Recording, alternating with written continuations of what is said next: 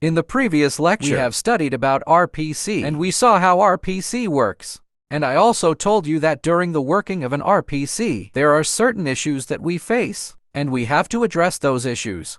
So in this picture, we'll be studying about the issues that we face during the execution of an RPC, and we will also see how they are resolved.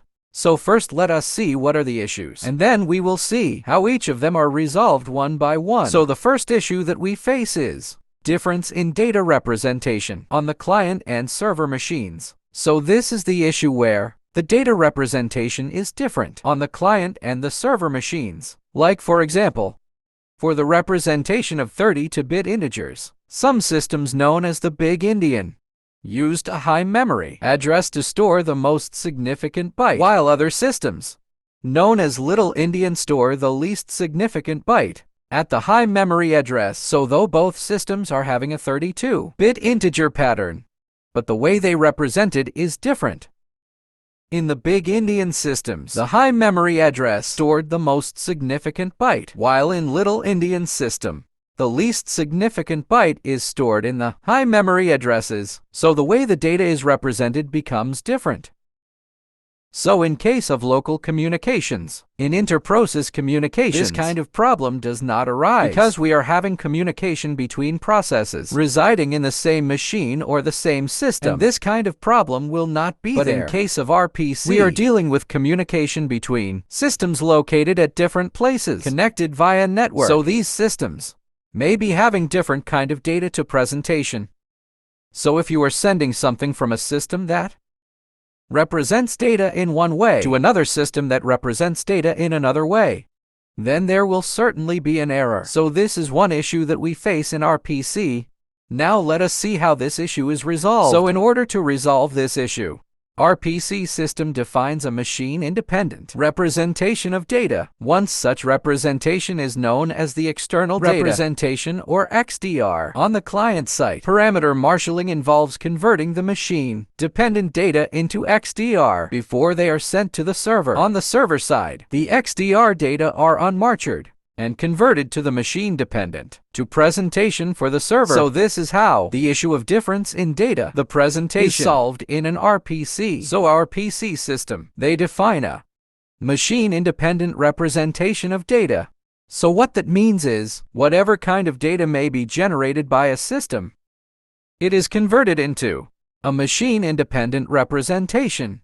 So it is converted in such a way that the data does not depend on the machine anymore, but it can be used in any kind of machines. So once us representation is known as external data representation, or XDR. So when the data is converted to an XDR, then that becomes a machine-independent representation. And on the client side, pyramid marshalling. We have studied about pyramid marshalling in the previous lecture. So pyramid marshalling involves converting the machine-dependent data into XDR before they are sent to the server. So on the client side, the data will first be converted to XDR form, and then on the server side, what happens? The XDR data are unmarshaled and converted to machine-dependent representation for the server. So the data from the client is converted into an XDR format before they are sent to the server. And when the server receives that on the server side, it is unmarshaled and converted back from the machine-independent form to the machine-dependent form, and it is given to the server. So that is how the issue of difference in data representation on the client and server machines are solved in an RPC.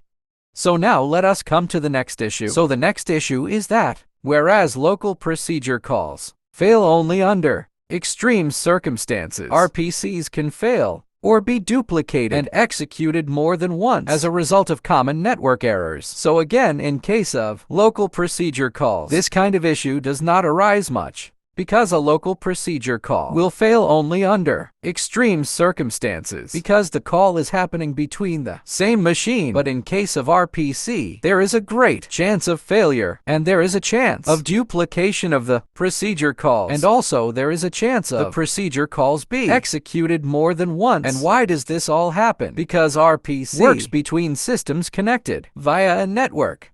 And when things are happening via network, there are many problems that can arise due to network errors. They are prone to network errors. So for this kind of issue, Let us see what is the solution that we have, or how can this be resolved. So the resolution for this is, the operating systems ensure that messages are acted on exactly once, rather than at most once. Most local procedure calls have the exactly once functionality, but it is more difficult to implement. So when this kind of problems occurred due to network errors, we said that the calls could fail. They could be duplicated or executed more than once. In order to solve this, what we are doing is we are going to make the operating system ensure that the messages are acted on exactly once rather than at most once. So let me explain what is of exactly once and at most once. So in case of at most once, whenever the client is sending something to the server. So let's say procedure call. When the client is making a procedure call to the server will receive the call. So in normal circumstances, if we assume that no errors occur, then the server gets the call and it executes the call. But from the client side, it keeps on sending the messages again and again, and the server checks if this message was already addressed, or if this message was already executed, and if it finds that it is already executed, then that message is ignored. So that is one way it can work. But as you see, this is not a very efficient way, and also there can be a chance where the procedure called never gets executed, because from the term at most once, what we mean is it should be one, or it can be even less than one. That means it can also be zero. So particular call may never be executed if we follow this at most once functionality. So instead of that, what we have is we have an exactly once functionality. So in exactly once, we make sure that the procedure call gets executed exactly once, not more than one, not less than one, but exactly once. So in order to implement this, we have a system of acknowledgement. So we have to follow the system of acknowledgement where the client sends the request to the server and the server has to process the request. And after it has processed it, the server must send an acknowledgement back to the client saying that the request have been fulfilled. So once the client receives acknowledgement, it understood that the service was executed, and it does not send the request again. But if the client does not get the acknowledgement, it keeps on sending the request again and again to the server until and unless it gets the acknowledgement. So when the server makes sure that it finished the execution equals send acknowledgement, and when the client gets the acknowledgement, the client understands that our process has been completed, and it does not send the same request again. So in this way, we make sure that the messages are acted on exactly once. So this is a much better and efficient way to tackle this problem. So even though our PCs can fail due to network errors, by following these methods, we make sure that the requests are executed exactly once, and if they are not executed, client can keep sending it again and again until it is executed. So that is how this problem is solved. Now let us see what the next issue that we face. So the next issue is, with standard procedure calls, some form of binding takes place during link, load, or execution time, so that the procedure's call's name is replaced by the memory address of the procedure call. The RPC scheme requires a similar binding of the client and the server port. But how does a client know the port numbers on the server?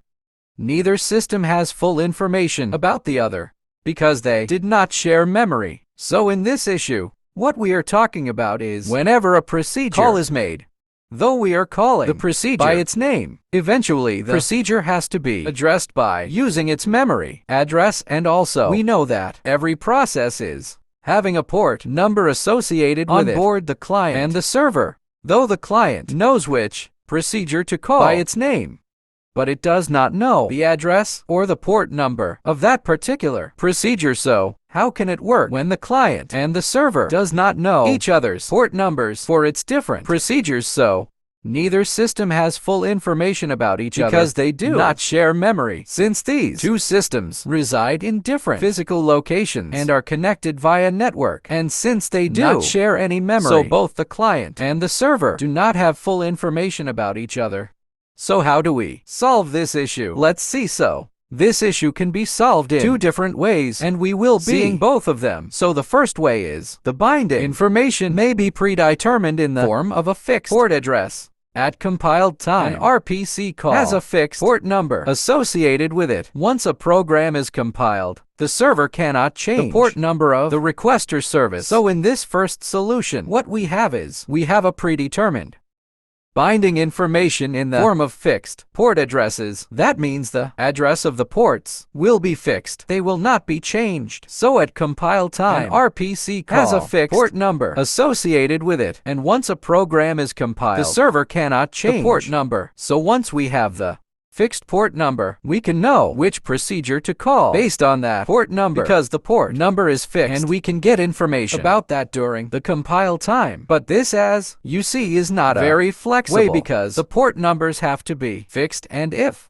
due to any reason we want to change the port number, we cannot do it, because the port number has to be fixed in this kind of system. So we have a second solution, which is better and more flexible and dynamic. Dentist, let's see. What is that? So in the second solution, what we have is bindings can be done dynamically by a rendezvous mechanism. Typically, an operating system provides a rendezvous, also called a matchmaker daemon, on a fixed RPC port. A client then sends a message containing the name of the RPC to the rendezvous daemon, requesting the port address of the RPC it needs to execute. The port number is returned, and the RPC calls can be sent to that port until the process terminates or the server crashes.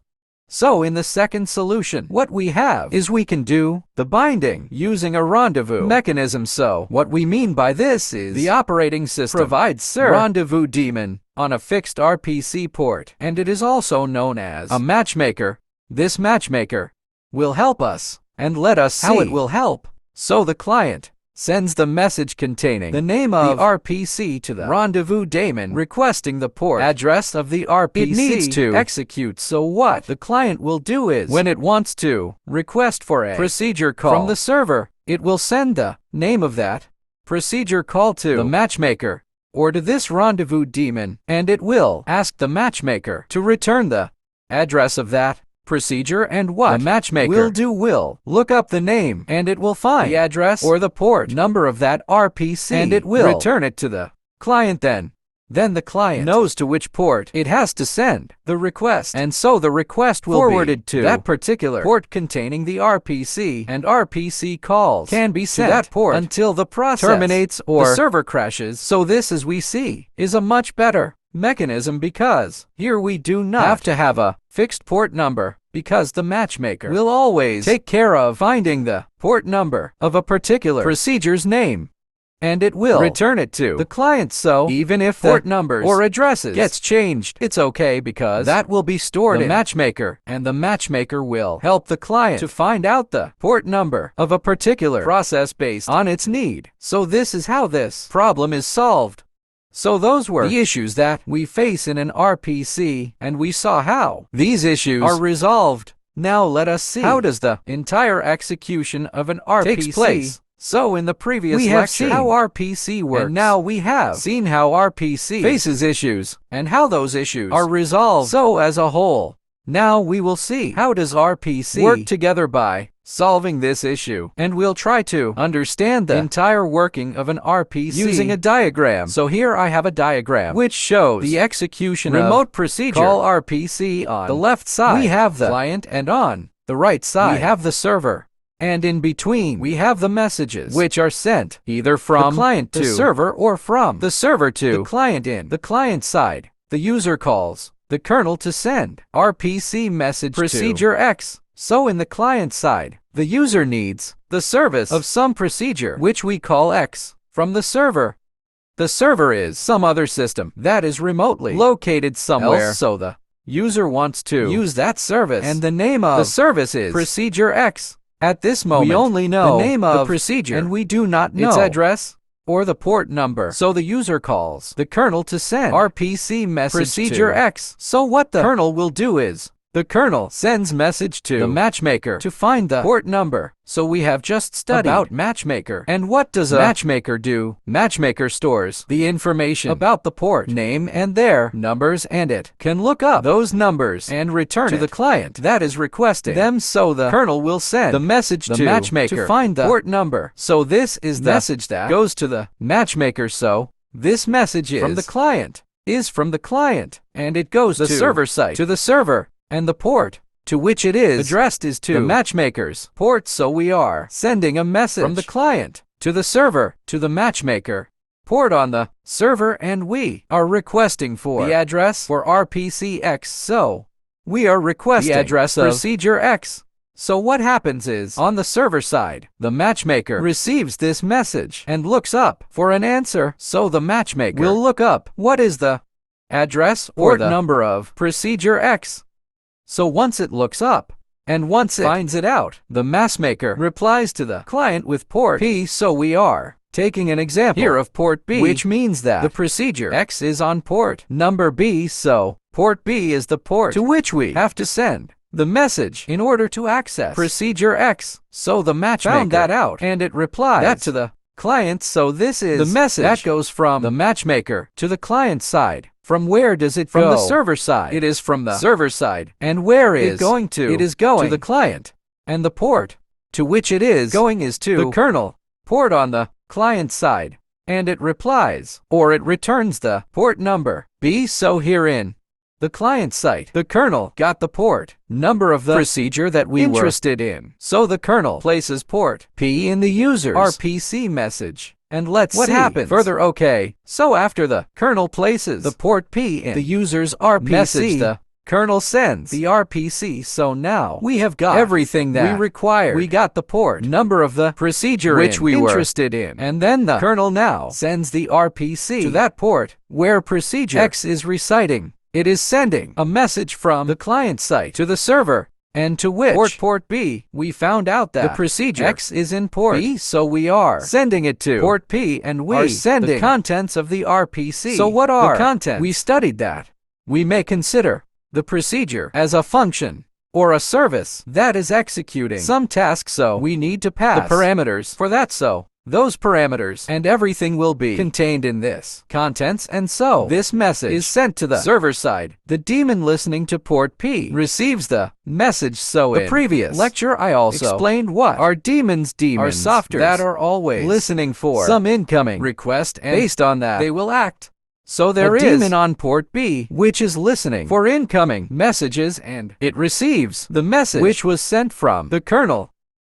And after it receives, what happens? The daemon processes the request and sends the output. So that function, or that procedure which was called, will be executed with the parameters at where passed. And then after execution, the output will be sent back to the client. So it will be again sent using a message. And here there is a message going from the RPS port P.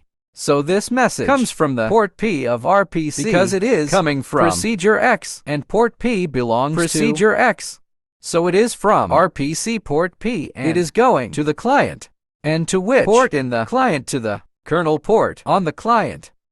And it sends the output. So the kernel on the client side receives the reply, which is the output, and it passes it to the user. So the user has got the output to the procedure that he has got. So that is how the execution of an entire RPC takes place. So with this, I hope the concept of RPC is clear to you, and I hope you understood how RPC works, and how the issues are resolved, and how the execution of an RPC takes place as a whole. So I hope this was clear to you. Thank you for watching, and see you in the next one.